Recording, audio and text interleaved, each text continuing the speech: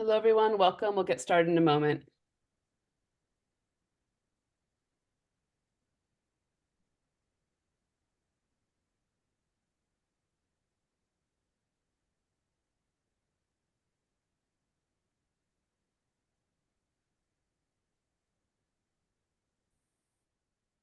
All right. Hi, everybody. Welcome to today's webinar, the next in our Earthquake Spectra Showcase series, focusing on the issue that came out this month.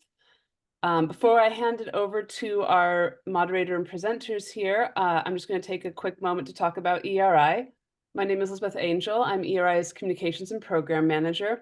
And if you're not familiar with us, the Earthquake Engineering Research Institute is the leading nonprofit organization bringing together people from a wide range of backgrounds, disciplines, fields, specialties, who all share the common goal of better understanding earthquake risk and advancing earthquake resilience, both here in the US and around the world. So you can find out more at our website and join us at that link. And one of the most popular and important things I think we do to contribute to that goal is we publish the journal Earthquake Spectra, and that's going to be the focus of our webinar today. So on that note, I'm going to hand it over to today's moderator, Carlos Molina-Hutt, who's an associate professor at the University of British Columbia and is also a member of the editorial team at Spectra. Okay, thank you, Elizabeth. Hello, everyone. As you just heard from Elizabeth, my name is Carlos Molina-Hutt, and I'm an associate professor of structural and earthquake engineering at the University of British Columbia, and I'll be your moderator today. We have two great presentations lined up, which will be followed by a Q&A session. But before we get started, I wanted to use this opportunity to remind everyone of a new special collection that we have. I don't know if you can go to the next slide. Thank you, Elizabeth. So we have a new special collection on forward-looking, equitable, and systemic earthquake risk modeling. And this is a special collection that's being led by Gemma Kremen and Carmine Galasso from University College London, as well as Vitor Silva from the Global Earthquake Model. And the deadline for submission of papers is on December 15th. You see a QR code there in the site, and we'll also be posting a link in the chat in case you missed this announcement and you have some of your work that you think would be a good fit for this special collection. So without further delay, I would like to now start by introducing our first speaker, Dr. David McCallen. He is currently the Critical Infrastructure Program Leader in the Energy Geosciences Division at the Lawrence Berkeley National Lab. For the past 6 years, he served as the PI for the Earthquake Simulation Framework for regional scale fault-to-structure simulations of earthquake processes, which is also known as EQSIM. And today's presentation will discuss this multidisciplinary development of the EQSIM framework and the achieved advancements in computational performance for regional scale simulations. David's going to start sharing his screen very soon. As he presents, I would like to encourage everyone to ask questions using the Q&A feature. This is different from the chat, so just keep that in mind. And because we have two speakers, if possible, please specify who the question is for. So you can just write David or Tayo at the start of your question, and that will make it a lot easier for me during the Q&A. So with that, over to you, David. Great. Thanks, Carlos, for the introduction. Can you see my slides and can you hear me? We can see your slides and we can hear you. Yeah. Okay, wonderful. As just mentioned, I'm going to give an update on the EQSIM or Earthquake Simulation Framework. And really, I'm going to focus on the computational workflow and performance of this, what I would characterize as rather innovative sort of and cutting-edge simulation tool. I did want to acknowledge from the get-go that this is an effort under the U.S. Department of Energy Exascale Computing Project. That's been a 6-year effort that started in 2019 and finished in December 2023. And that program had two particular focuses and objectives. Number one, to develop the next generation of supercomputers for the United States. And these, as you'll see, consisted of GPU-accelerated platforms, a new architecture, and with really screaming and incredible performance. So I'm going to talk about that a bit. The second part of that project was actually developing a small set of scientific and engineering applications to be ready to exploit those computers when they came online. And so the EQSIM project is one of those. And I'm going to give you an account of how EQSIM was developed, what the capabilities are, and what the performance has been realized on these exascale platforms. A more detailed account of this can be found in the August Earthquake Spectra. That you're seeing the title of the paper here. That's going to, very similar to the talk I'm going to give today, although it will be much more in depth in the paper for those that have interest. I did want to acknowledge the co-authors in that paper. This has been a big, major effort, and it's been a multidisciplinary effort. So we've had engineers over here on the left involved in this effort, discipline folks. We've had geophysicists. And as you'll see, we are doing things that connect the fields of engineering and geophysics intimately, so that makes sense. But even more importantly, and this is probably a little bit atypical for a engineering and perhaps a earthquake engineering project, it has been essential that we have computer scientists and applied mathematicians on this project, because as you'll see, these new architectures, we need to have experts that really know how to wring every ounce of performance out of those in terms of the programming and the execution. So I just really wanted to do a shout out to this team, who has been a really, really great team. So what about simulations? Why do we care? Well, first of all, regional simulations, in my view, provide an opportunity to help fill the substantial knowledge gaps created by sparse data. I think everybody knows, and they've seen the plots from here, that there is a paucity of data in terms of observed.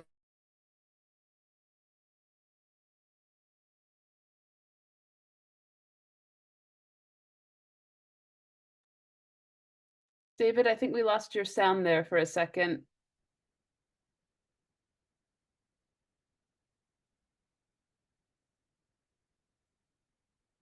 Records for large events and in the near field. So it really leaves an info. Sorry, David, can you hear me?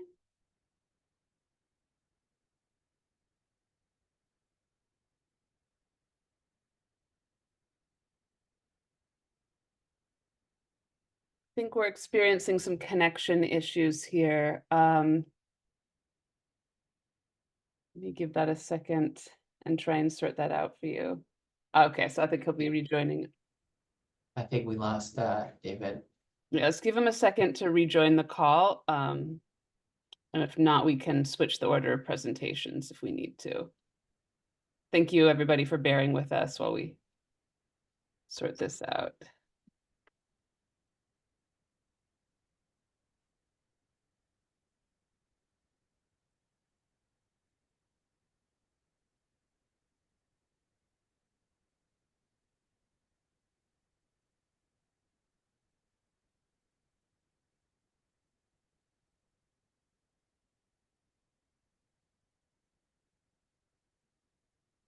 Looks like he's rejoining. Okay, Hi, David. Welcome back. great, Can you hear me David. okay? So I think there might be a bit of a bandwidth issue that you're experiencing. If you want to go ahead and share your screen, but maybe leave off your camera to see if that helps. David, can you hear us now?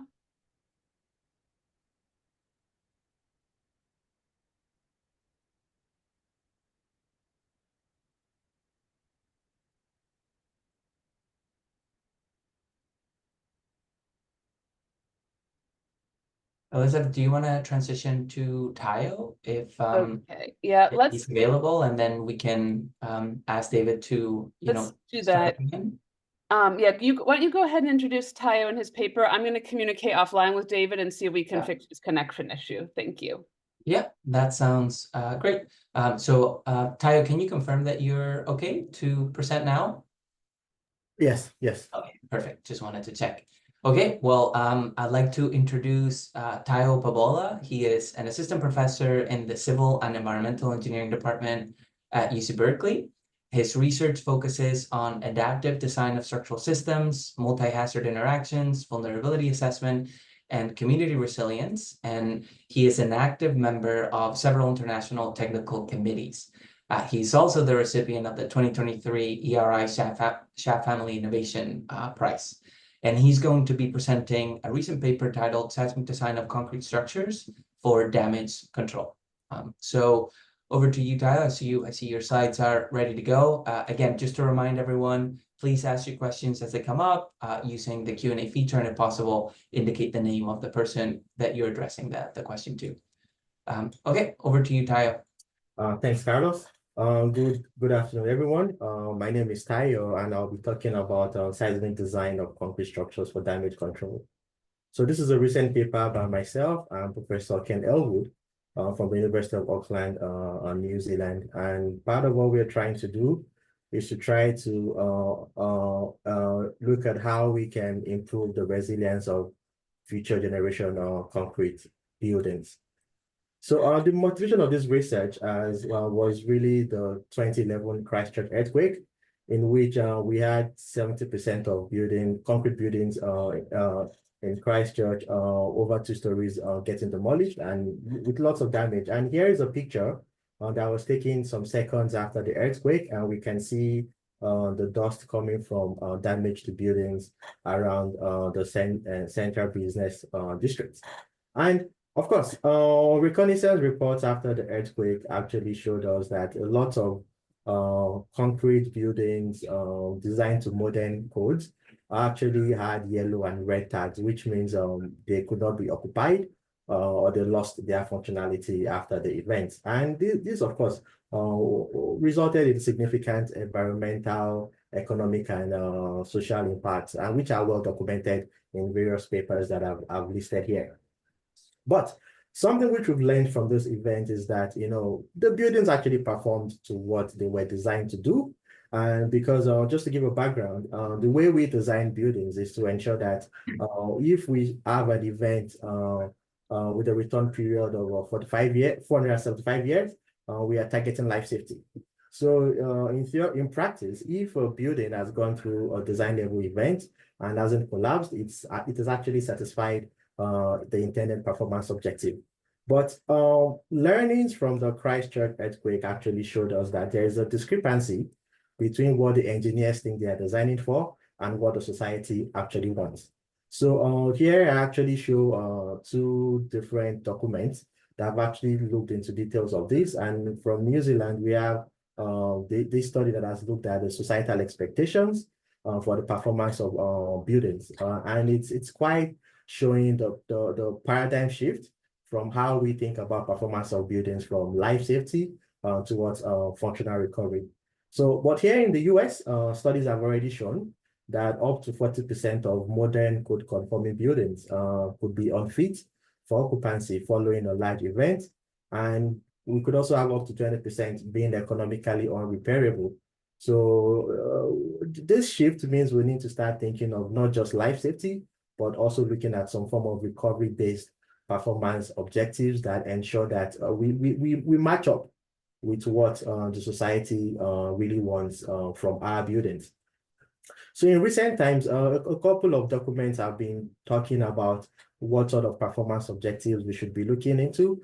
And there's a FEMA document that provides a bit of guidance on these 3 post-disaster performance states. One is the reoccupancy, the other is the functional recovery, and the other is the last is the full functionality.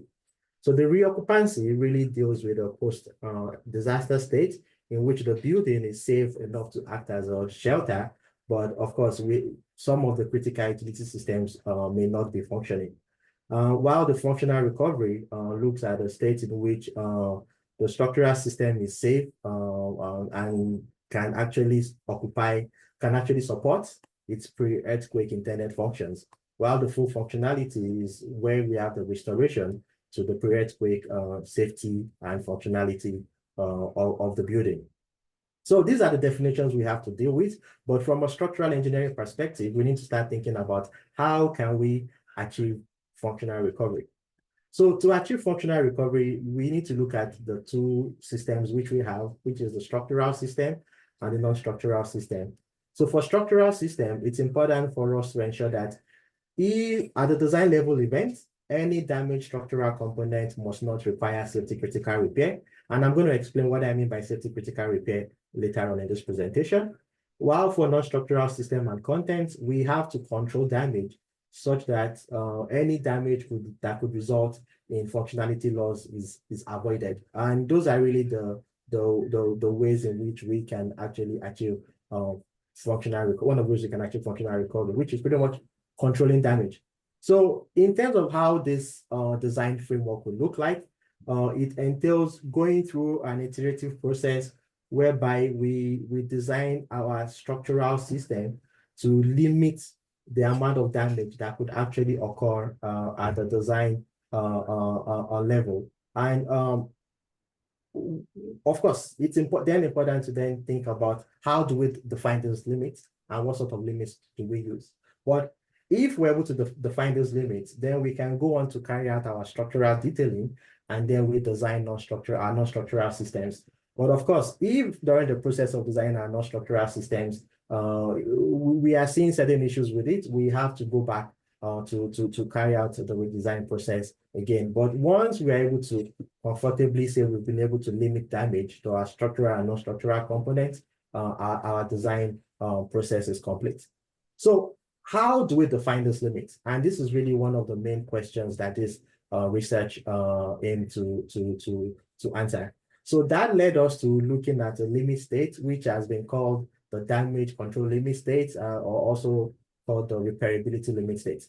But one of the things that I always like to point out is the fact that any damage is repairable, but there are some damage that actually require safety critical repair. And here I actually show damage progression in a ductile beam from a test conducted by my good friend, Mehdi.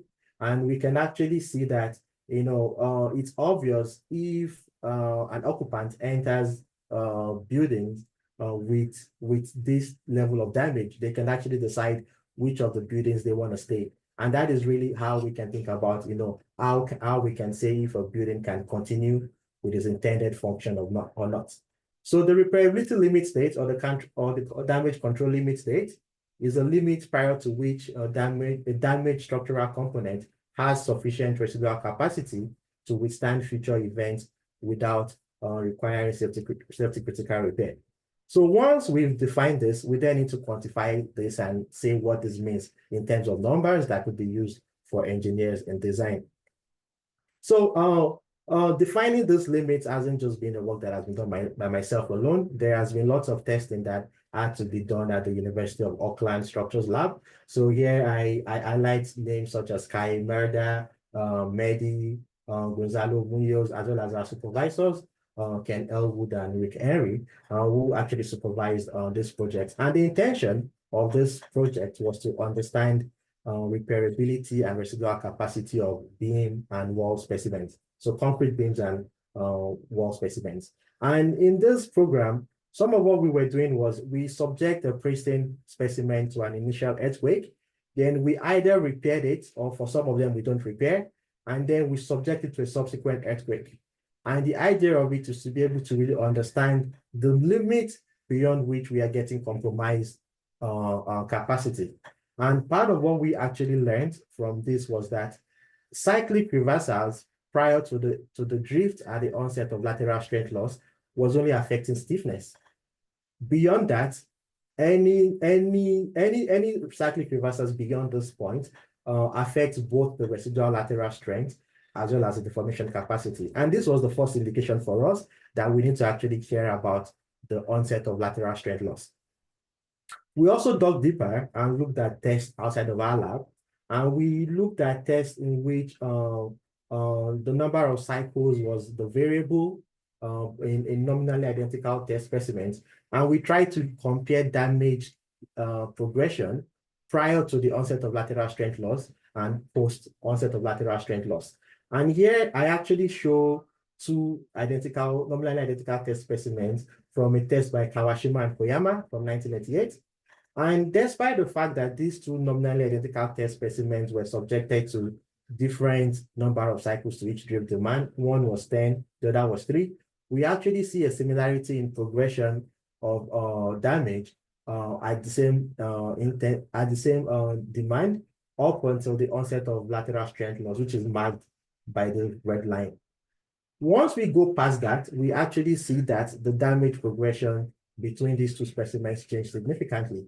And that also gave us confidence in understanding the onset of lateral strength loss as the point which we want to avoid when we are designing on new buildings. So all of these experimental programs are summarized in this plot right here in what we call the peak-oriented assumption, such that cycles prior to the onset of lateral strength loss only affect stiffness.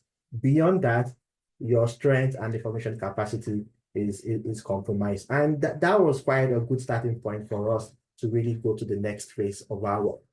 So the next phase of our work was then trying to really understand, all right, if we know this limit, how can we then look at the relationship between this onset of lateral strength loss and physical parameters for our structural components? So for beams, columns, and walls, we developed a database of test specimens and tried to really see what is the median for our rotation at the initiation of lateral strength loss. And we can see right here that, for example, for beams, it's roughly around 3.6%. For columns, there's a relationship between this deformation limit as well as axial load ratio, and same for walls as well. And this parameter here actually looks at, or is also an indicator of the level of axial load on this component. But obviously, from a reliability analysis perspective, we can't use the median lines, which are the blue lines here, to design our structural components. So we need to think of a way in which we account for various forms of uncertainties to pick what is our design limits.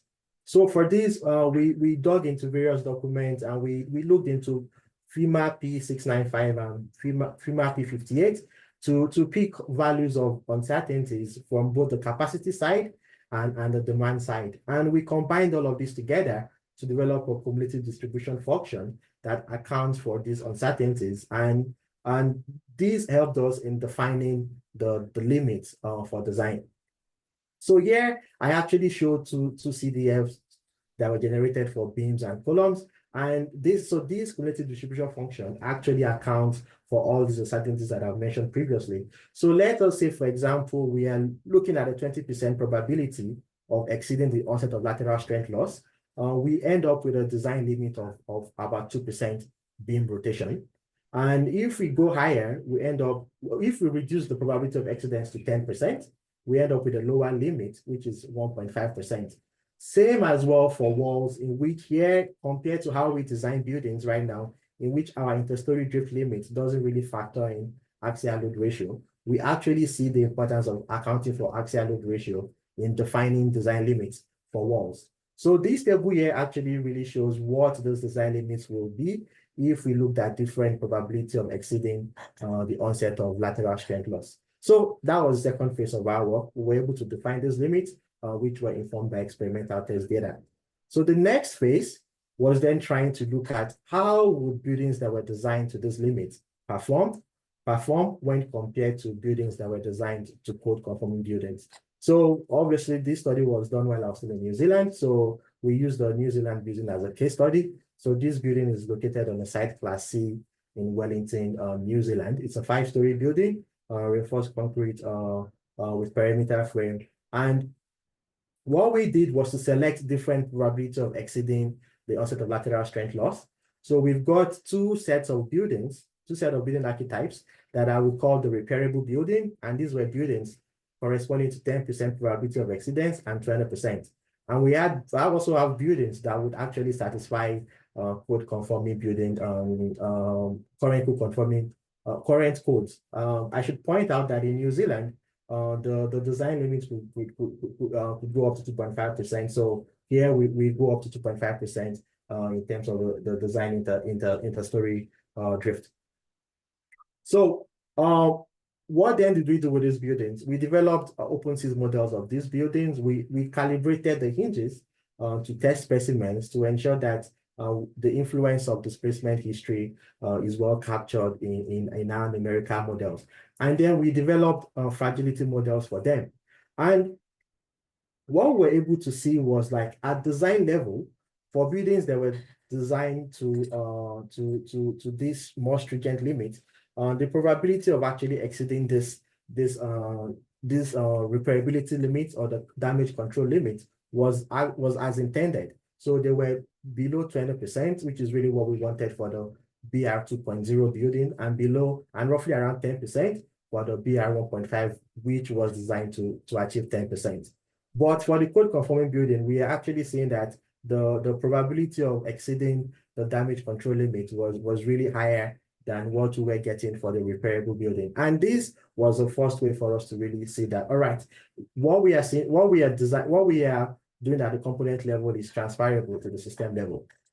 But we didn't want to stop here. We also wanted to really see how does what we are doing compare with other exciting studies happening regarding recovery-based design, especially with ETC 138 methodology, in which there's a recovery time analysis that is carried out to predict the downtime for buildings. So according to the ETC 138 methodology, once you carry out a structural analysis, you link that with the damage analysis, and then you carry out a function assessment, which then allows you to define which structural systems and non-structural systems are having functionality problems. And then you pass that into a recovery time analysis model to predict the recovery trajectory for your building.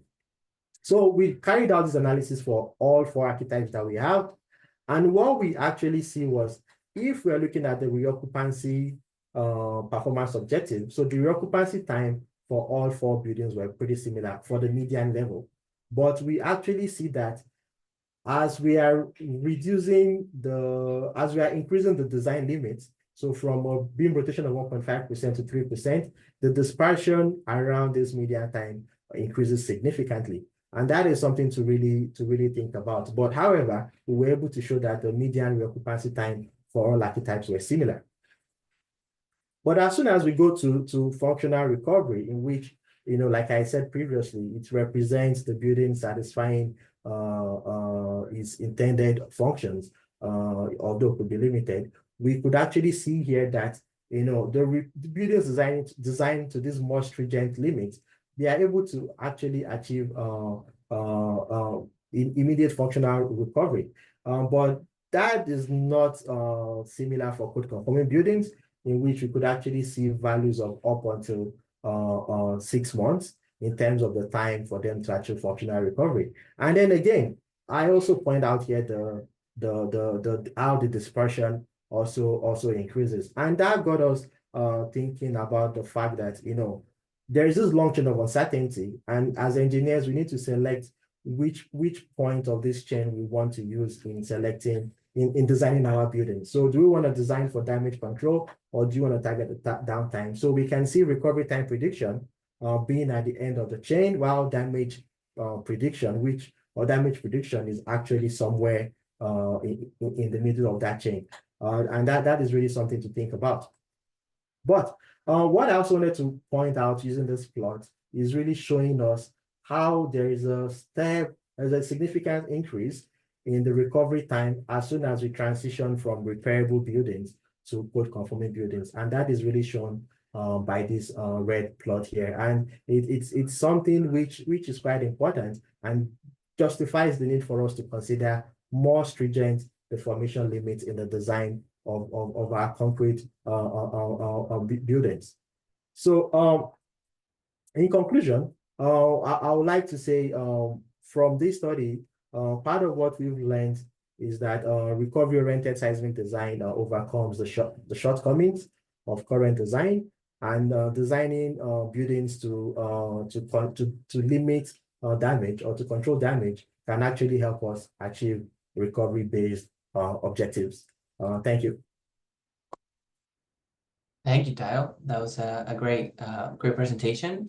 As questions come up, I see a few folks are already using the Q&A feature. That's great. Please continue adding your questions there. And we're going to hand over back to David now. David, do you want to share your screen? We lost you at slide number 3, but yeah, unfortunately, you might as well start from the beginning. Yeah, it doesn't look like a bandwidth problem, so I'm not sure this is going to work, but I'll give it a whirl one more time. And if it crashes again, maybe we'll just throw in the towel. So sounds good. And just for your information, on the video, we see your background, but we don't see you. Okay, let me see if I can fix that. No.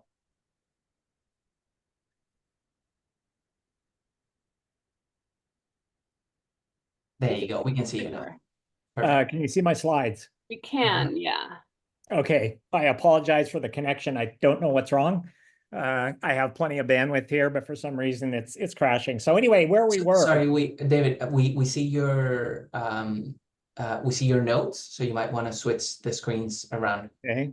Did you see this, the slideshow? But yeah, There you go. Perfect. thank you. Okay. Okay, very good. So, sorry for all the confusion. I was just making the point, and I'll go back to slide 3, that I think the motivation for regional scale simulations is pretty evident. It's hard to argue with the fact that if you had a demonstrably realistic simulation capability, you could really play the what-if game on a computer and really explore the parameter space and learn a lot in virtual space and fill in essentially synthetic data to replace the lack of knowledge we have from real data. However, on the bottom, to be truly effective tool, it's essential that we overcome the existing and legacy computational barriers to do this. And so really the EQSIM project is all about overcoming those computational barriers. I would argue now is the time. Over the last 6 years, with the advent of graphical processing unit accelerated computers and systems, we've been able to get a great leap forward in computer performance. And probably the best example of that is the DOE Exascale Computing Program.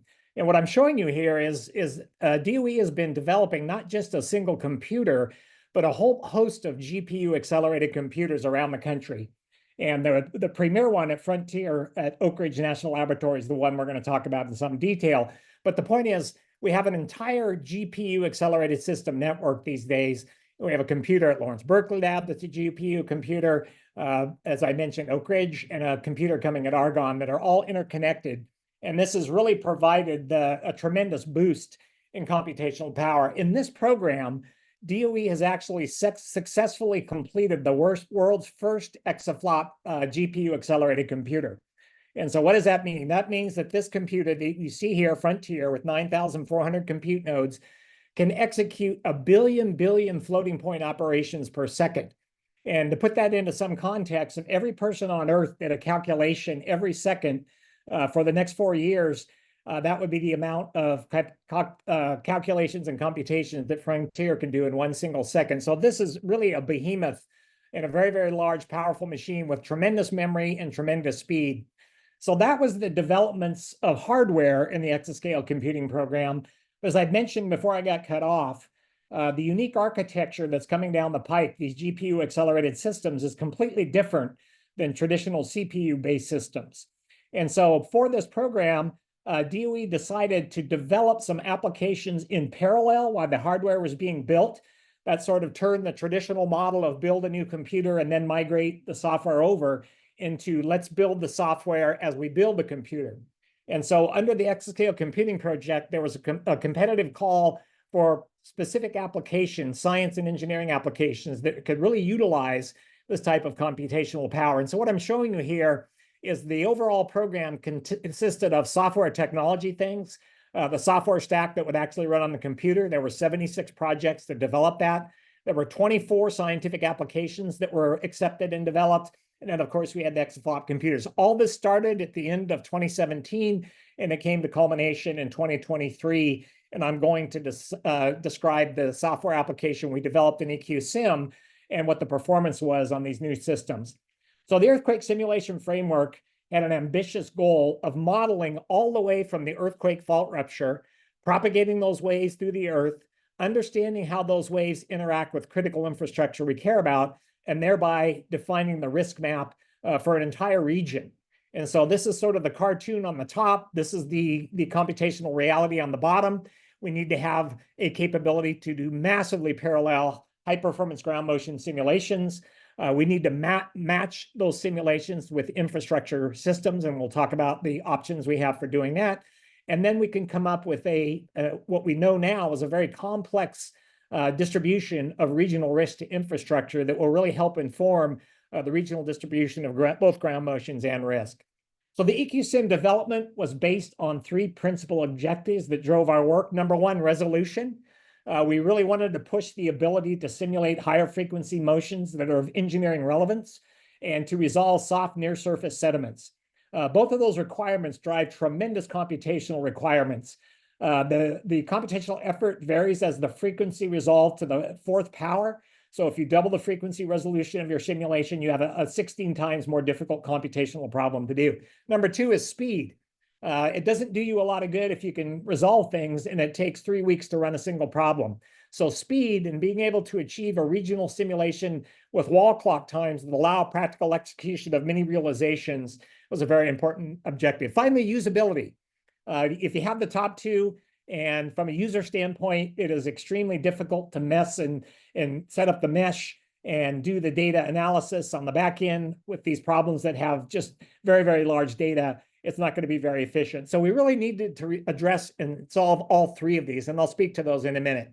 The objective, if we can achieve all these, is to really transition, as we mentioned in the paper, simulations of regional scale from the traditional heroic simulations where you really skin your knuckles doing 1 or 2 realizations of the simulation to routine regional simulations that you can run many simulations on a routine basis. So those are the overall arching objectives. So what have we been doing?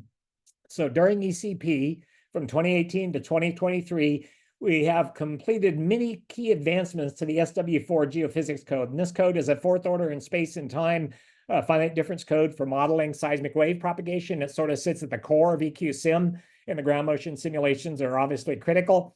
We've done a number of things. We've been developing readiness for GPU-based platforms. SW4, like many of our codes, was developed for CPU platforms. So we have to decompose the computational loops into subtasks and turn those into parallel tasks on the GPUs. Whereas a CPU executes commands sequentially, a GPU parallelizes things on the chip. And so we really have to change our code substantially. Advanced mesh refinement. We really need to tailor our mesh refinement to the problem at hand to wring out every bit of performance for a given mesh size. We need to have really, really efficient I/O and data management. So we've developed a number of capabilities for data compression that are transparent to the user. And then, of course, we've done enhanced physics, and in particular, we utilize the Graves-Pitarka rupture model. So we have made Graves-Pitarka more integral to our workflow and efficient, as well as added some physics improvements to that. So this is just a couple of examples. We developed an entirely new mesh generation capability. The Earth has the features that wavelengths in the soft material at the top are short and wavelengths get long down in the more competent material. We generally want 8 computational grid points for wavelength. And so we really want a graded mesh in depth that is optimized to that sort of natural variation. And we have done that. We've developed a mesh that has a curvilinear grid near the top, so you can handle topography and at the near surface, and that transitions into an efficient Cartesian grade at depth. But most importantly, we have developed the ability for user-defined gradation changes as we go down so we can optimize the mesh. And that has been really, really important. And that was about a 2-year development effort because we need to maintain the 4th order accuracy of SW4, and we need to have this meshing traverse across the fault zone. So that was really a substantial effort. From an engineering standpoint, we really want to couple the geophysics code with the engineering code in an effective way.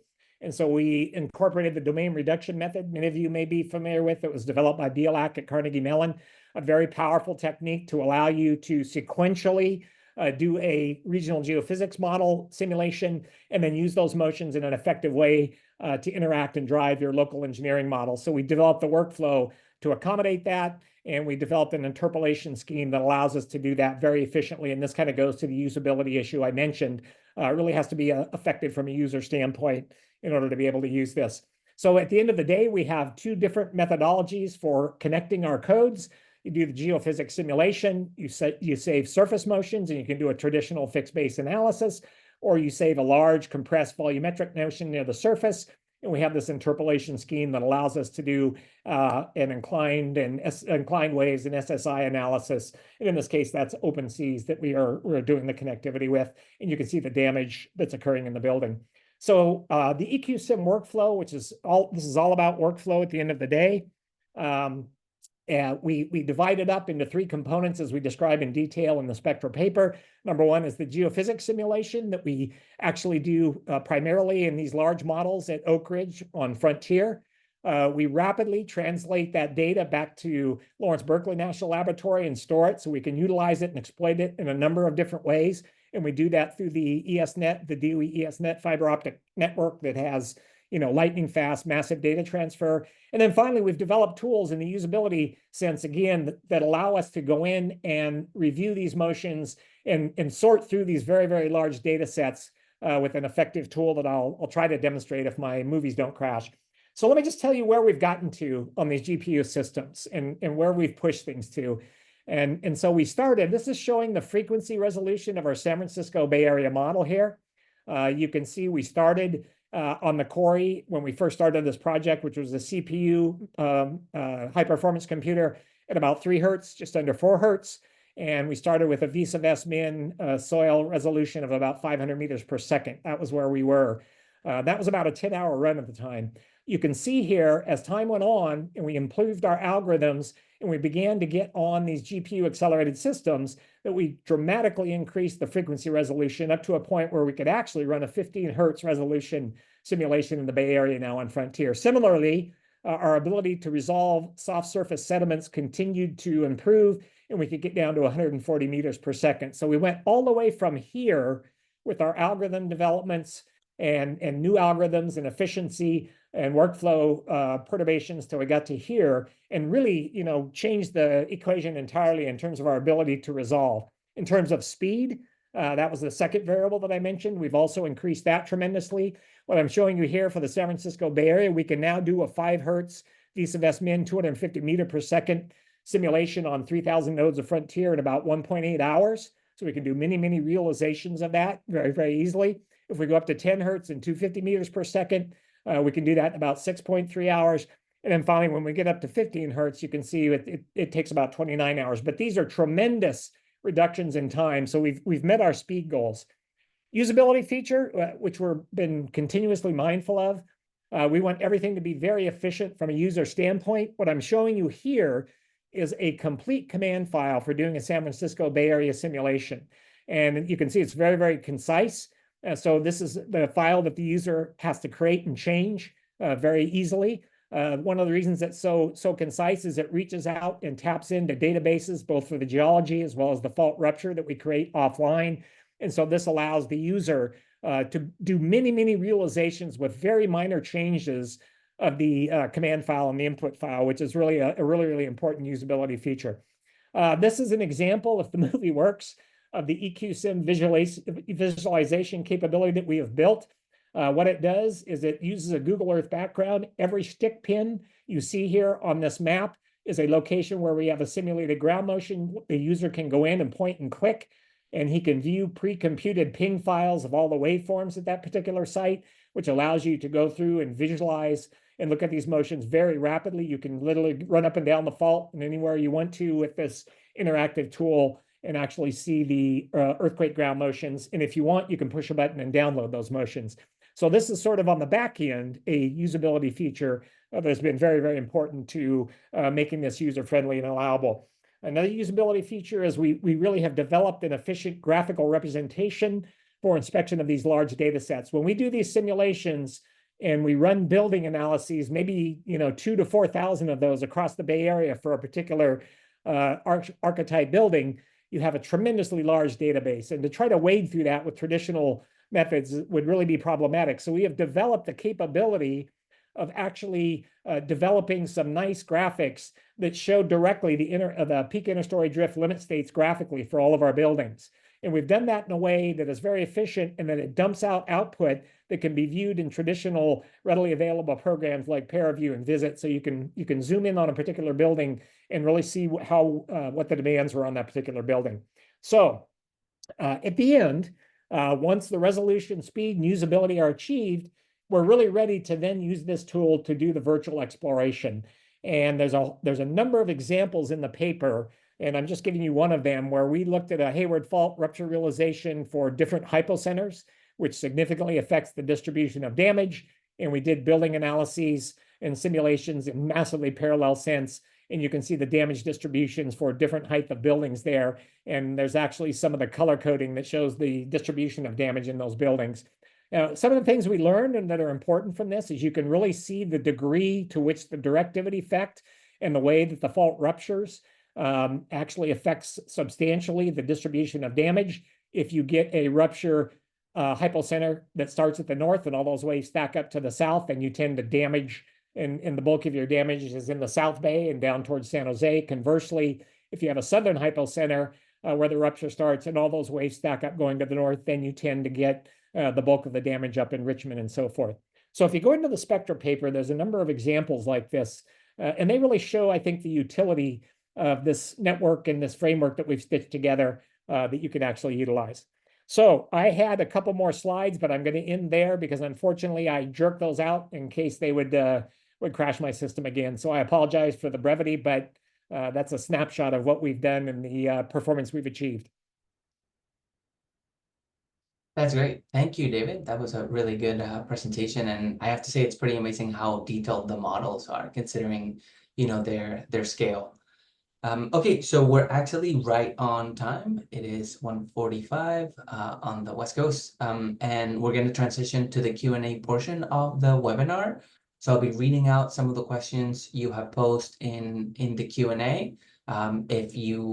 I only see, I think, 3 or 4 questions. So if you have additional questions, please type them up now and make sure to specify who the question is for. But maybe before doing so, there are a couple questions that I wanted to ask, one to each one of the speakers. So I'll start with you, David, since you just presented. I was wondering if you could comment on, as these computational barriers are overcome, and you sort of showed how much you've improved, right, over time.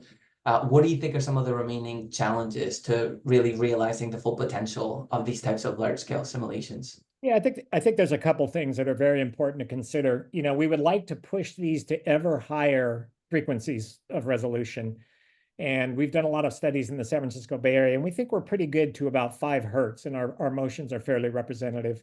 We'd really like to go higher.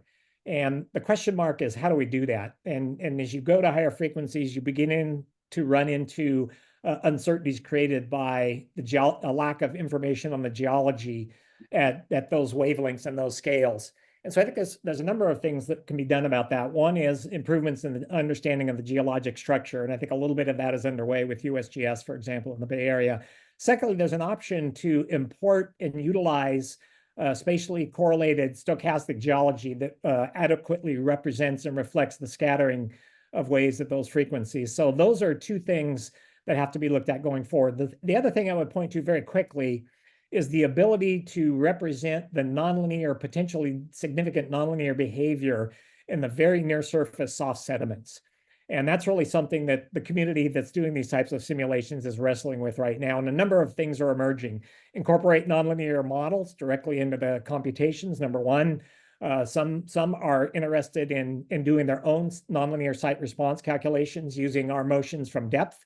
And so that's another option. And then some, yet again, are focused on using empirical relationships to do nonlinear site correction factors. So those things have to be fleshed out.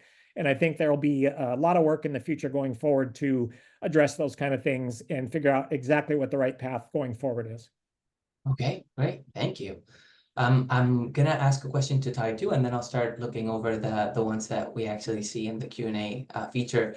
So Ty, I was wondering if you could tell us why you chose to focus on component level deformation limits, as opposed to, say, doing something that I think would potentially be simpler to include or insert in the code, right? Like a story drift limit. And I do recognize that if you went the drift limit path, you'd probably need to come up with drift limits that are system specific. But anyways, could you tell us about your line of thinking, component level versus drift level?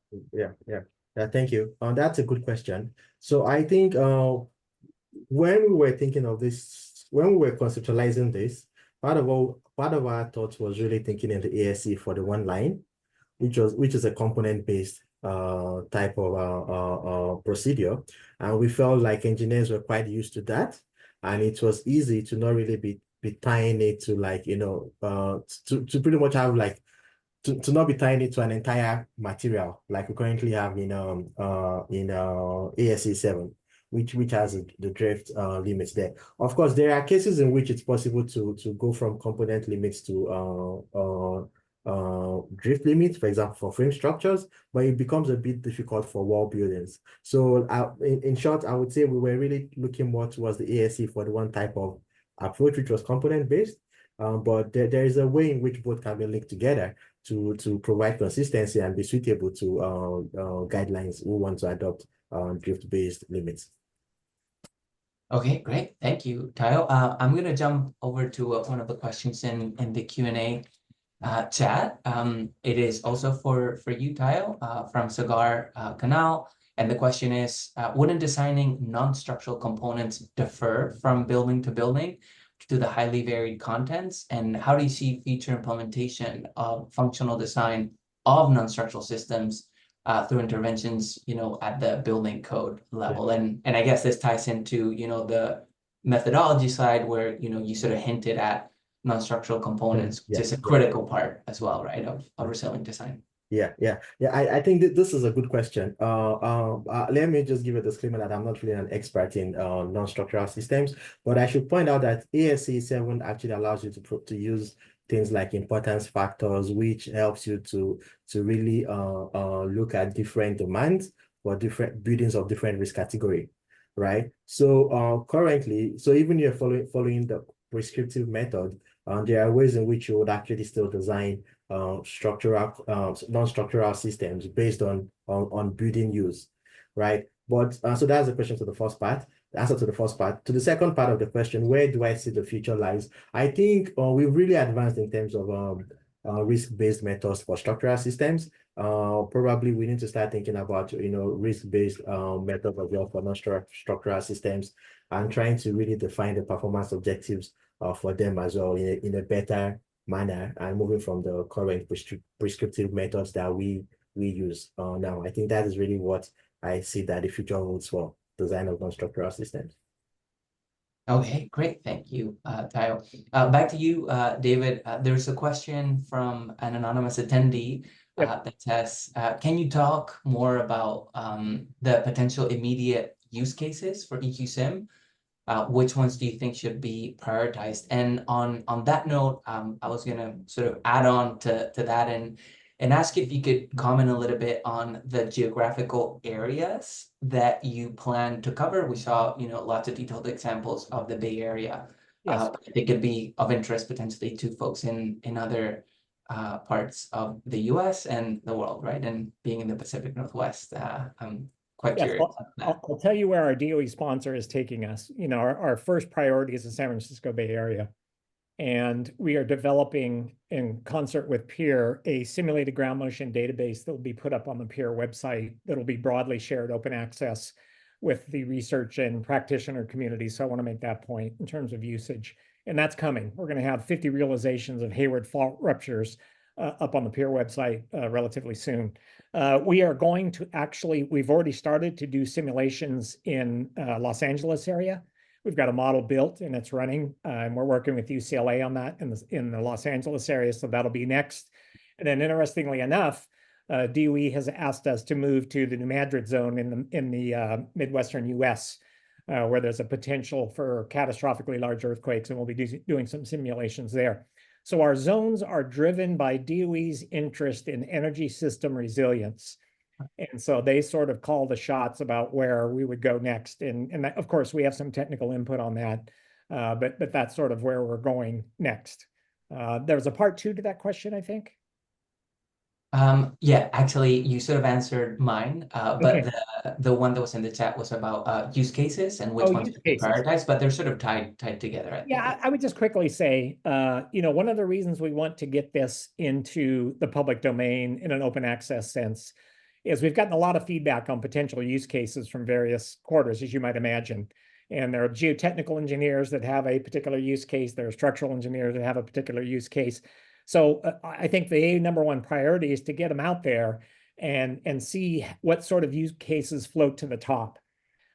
For us, and I would just put a plug in for Dr. Petrona from the University of Nevada, we've done a lot of looking at how our simulations compare with traditional empirical ground motion prediction equations. And we think that's very important to understand that. So what we have done is done some very, very detailed comparisons, and we're seeing some areas where there is a discourse and they're different in terms of the ground motions that we see. So having established that, we want to understand that.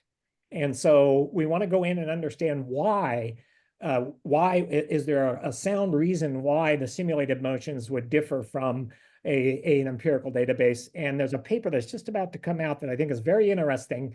And it shows that the simulations illustrate more directivity effect influence when there's a rupture near the end of the fault than is picked up in the ground motion prediction equations. And that kind of makes sense if you think about it. And so we're really looking for those areas, in a priority sense where simulations can help inform and provide new information as we think about seismic hazard and risk. And so I would say any area like that pops up, that's something that we want to pursue and try to add some new insight. Okay, yeah, a quick follow-up on that too, because I think discrepancies between, the ground motions that you produce and ground motion models is one that can potentially come up a lot when you have deep sedimentary basins. Yes. So I was wondering if maybe, you could talk a little bit about that. You did mention you're going to go also to LA and other parts. So can you talk about the implementation of those basins in your modeling and challenges associated with that? I'll apologize again first because I had a great example of that and I had to cut those out to try not to make my system crash. We simulated a magnitude 7.5 earthquake on the San Andreas Fault, and we can clearly see the basin effects, for example, in the Livermore Valley where I live, as well as up in Napa. And you can see the reverberations in those basins of the seismic waves and the long period motions. And that's another area. We've identified two areas where there's a discrepancy between the GMPEs and in the simulations. One is the directivity effect that I mentioned, and secondly is in the basins, where the trapped waves tend to land and resonate, and we see differences there. And I think Dr. Petrona's paper will help illuminate some of that as well. Okay, great. Thank you. Tayo, we're going to come back to you. I was wondering, there's a question in the chat by Jelena Ristic about the use of seismic isolation. The question is specific about existing buildings, but maybe I was wondering if we could just reframe it as what would be the benefit of just, say, going down a base isolation path as opposed to, a system that's more conventional and designing it for repairability and, cost implications of that. Yeah. So in terms of structural system, which is really why there is that back loop whereby if you don't think, so when you're making your building stiffer, you're probably increasing your peak flow acceleration. That is if you've got a conventional system, such that in certain cases you might actually get forced out to using a different type of system, and that could actually be something that could really happen when you're carrying out structural design. But I think yes, seismic isolation does really have a place in terms of designing for functional recovery, because it helps you limit damage to your non-structural systems way more than you can probably get for conventional systems. But in terms of cost for designing for damage control using conventional systems, there are a couple of studies that have actually shown that the increase in cost is roughly between 5 to 10% of what you would get if you were to design using code conforming buildings. So the cost is not so high if you were designing for conventional systems using the repairability based design framework. One of the last question that Yelena asked regarding cost versus time for seismic isolation systems, I think it depends on how you as an engineer you're able to justify quantitatively justify the cost benefit of that to your clients. And I think that is really what is going to really help with the implementation of seismic isolation systems in existing buildings, because sometimes we need to understand the fact that there is a probability of occurrence for some of these events that we are designing these systems for, and if the risk to our systems is quite low, it might be hard to really justify the need for them in certain cases. Okay, just to clarify, because I think it's important. I think you said 5 to 10% would be the extra cost of designing for repairability as opposed to code conforming. And I just wanted to clarify, is that the cost of the structure or the building as a whole? Because it's quite different, right? Yes. So I think studies that have said 5 to 10%, I might be wrong, but they tend to say 5 to 10% of the structural system. Got it. Of the structural system itself. Yeah. Which would then be a considerably smaller portion of the overall correct. increased cost of the building. Yes. And it's important to also note that, technically, the structural system is less than 20% of the entire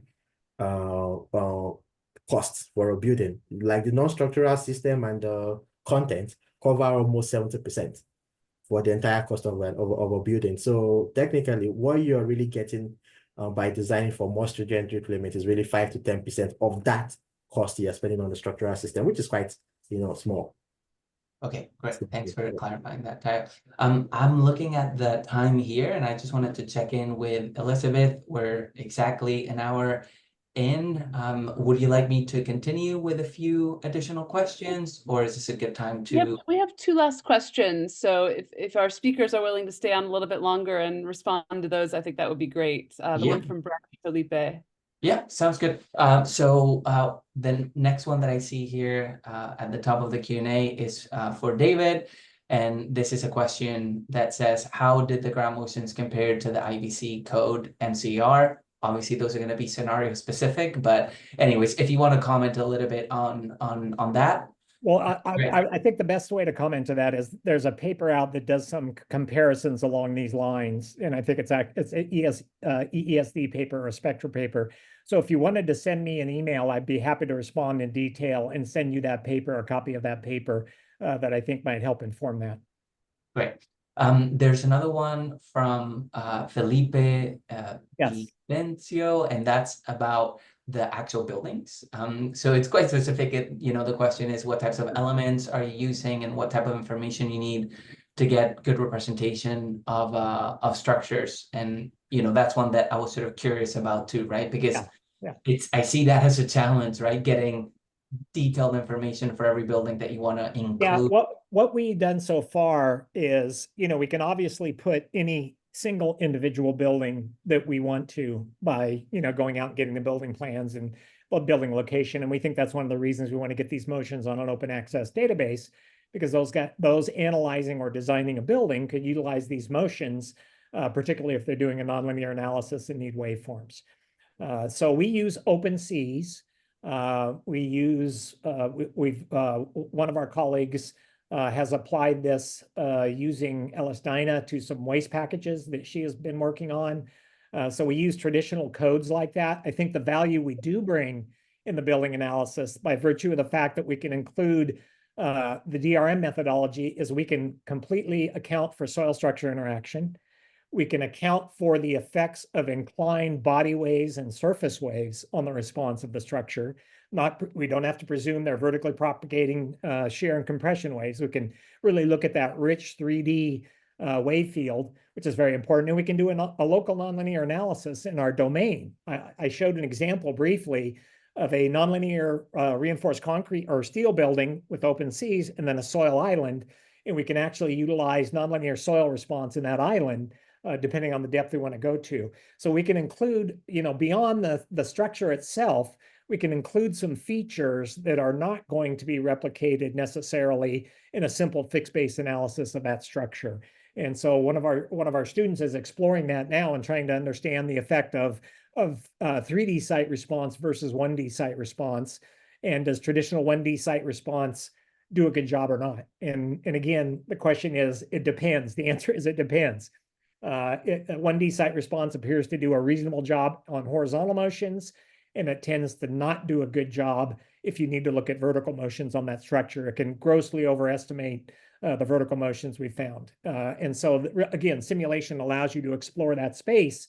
And I think that speaks to the engineering analysis and getting insight and guidance on how we do the engineering analysis.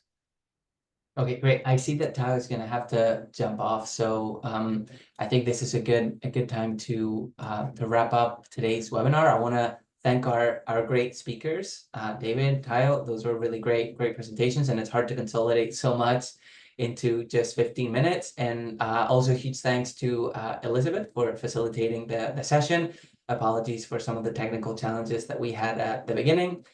Thank you all for participating, listening, and for those of you who post questions, and keep an eye out for a recording of the webinar that will be posted on the YouTube channel in the weeks to come. So thank you all, and we'll see you soon.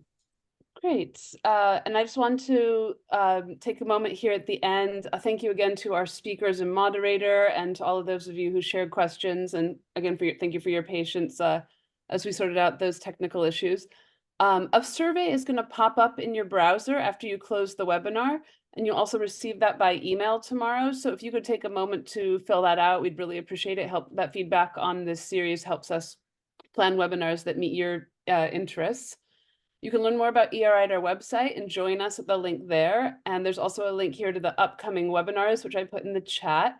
We have a great 2 webinar series happening in September. So actually, I think the first one is next week, following up on the earthquake that struck Taiwan back in the spring, with some speakers from Taiwan first, and then a follow-up with our Hausner Fellows who traveled to Taiwan again to look at functional recovery there.